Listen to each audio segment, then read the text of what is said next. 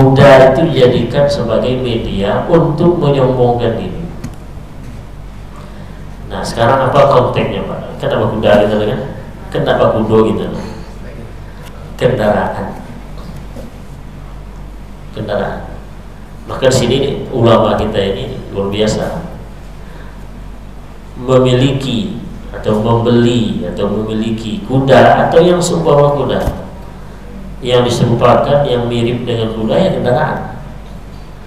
Berarti kendaraan zaman sekarang baik itu roda 2, roda 4 dan roda sekian-sekiannya, kalau dimiliki dengan motif untuk berbangga diri, untuk menyombongkan diri, untuk menunjukkan kelas sosial kita, besar-besar. Bismillahirrahmanirrahim. Berikutnya dosa besar yang ke-406. Loncat kita yang ke-400. Dosa besar yang ke-406 ini adalah ittikhadu nahwil khail takabburan aw nahwa. Memiliki kuda perang tapi motifnya untuk takabur atau yang seumpama takabur, yaitu untuk menyombongkan diri. Kuda perang itu memang gagah Pak. Kuda perang ya. Di Mesir itu dulu waktu saya kuliah di sana, itu kuda-kuda Arab itu memang dadanya saja itu setinggi mukanya. Ya karena memang fisik kuda Arab itu besar-besar. Itu disenggol dikit kita mungkin besar-besar. Dan memang kuda yang digunakan untuk berperang itu memang kuda yang fisiknya kuat-kuat. Menggagah Pak, kelihatannya nampak betul sulap kudanya seperti fisiknya, tambah pula yang menunggangnya itu badannya kuat besar. Nah itu memang luar biasa bagus. Orang dulu kuda itu dijadikan sebagai media untuk menyombongkan diri. Nah sekarang apa konteksnya Pak? Kenapa kuda gitu kan? Kenapa kudo gitu? Kendaraan. Maka di sini ulama kita ini luar biasa, memiliki atau membeli atau memiliki kuda atau yang seumpama kuda, yang diserupakan yang mirip dengan kuda ya kendaraan. Berarti kendaraan zaman sekarang baik itu roda 2, roda 4 dan roda sekian-sekiannya, kalau dimiliki dengan motif untuk berbangga diri, untuk menyombongkan diri, untuk menunjukkan kelas sosial kita, besar-besar. Oh saya punya Pajero nih, punya, kemudian bukan ada motif lain. Saya punya Pajero nih, saya punya, untuk menyombongkan diri, untuk menunjukkan, tengok kalian mobilnya, motor. Hadisnya apa?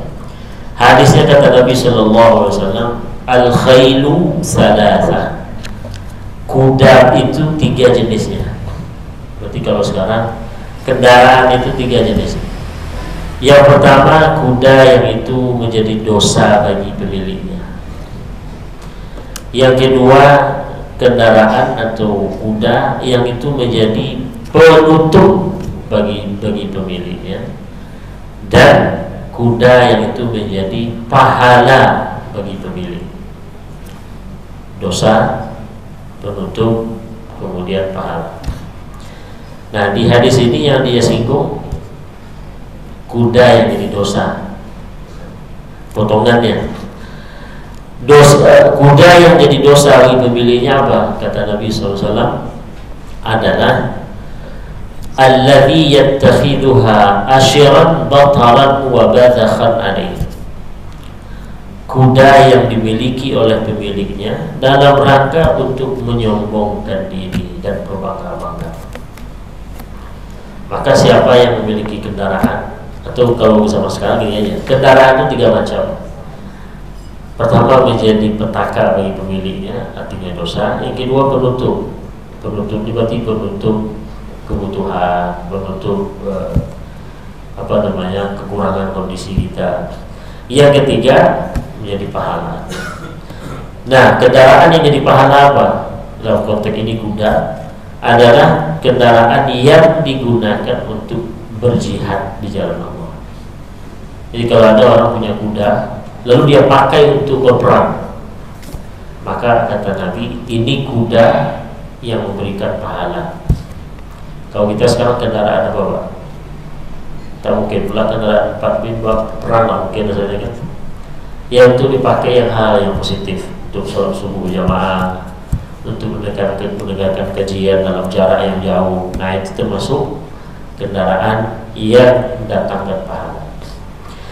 Hadis lainnya kata Nabi SAW, al-khairu thalatha, kuda itu 3 macam.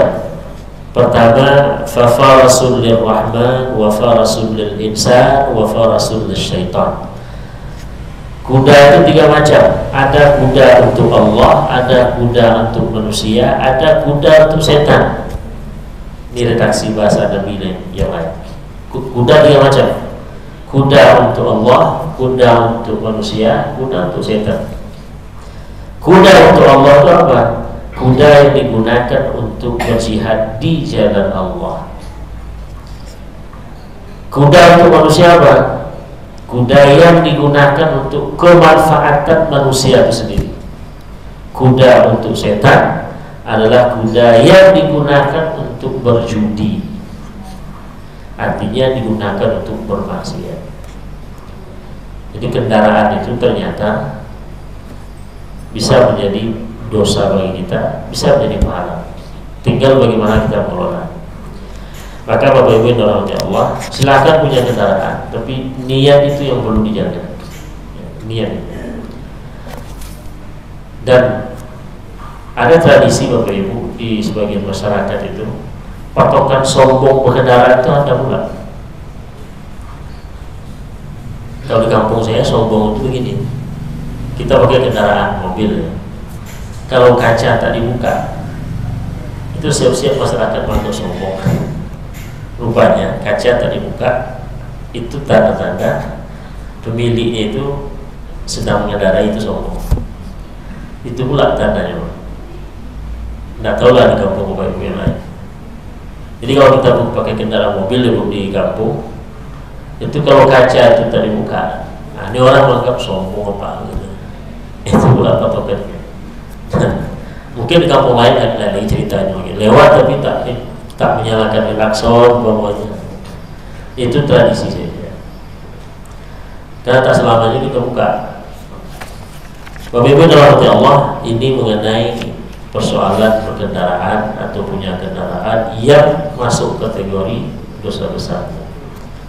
Nah, yang punya kendaraan ada pertanyaan?